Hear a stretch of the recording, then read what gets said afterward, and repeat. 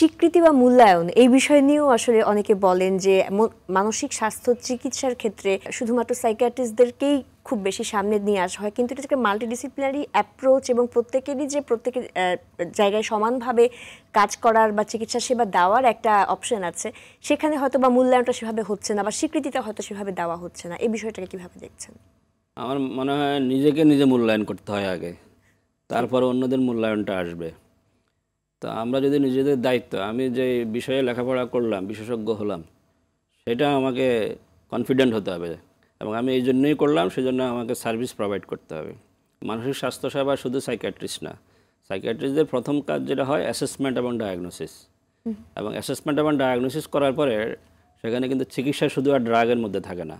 যদি schizophrenia, bipolar disorder, যাদেরকে আমরা অ্যাবনর্মালিটি বলি, সেখানে ওষুধের গুরুত্বটা সবচেয়ে বেশি। তারপর counselling, psychotherapy, family therapy, social therapy, rehabilitation এগুলো আসে।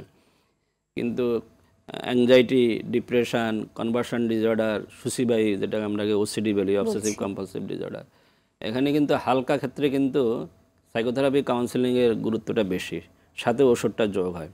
আর যখন একটু বেশি হয় তখন ওষুধটা দিয়ে তারপর সাইকোথেরাপি, কাউন্সিলিং করতে হয়। এখন ওই ডায়াগনোসিসের উপরে ডিপেন্ড করে প্ল্যানটা হবে, রোগ অনুসারে এখানে কী কী ট্রিটমেন্ট হতে পারে।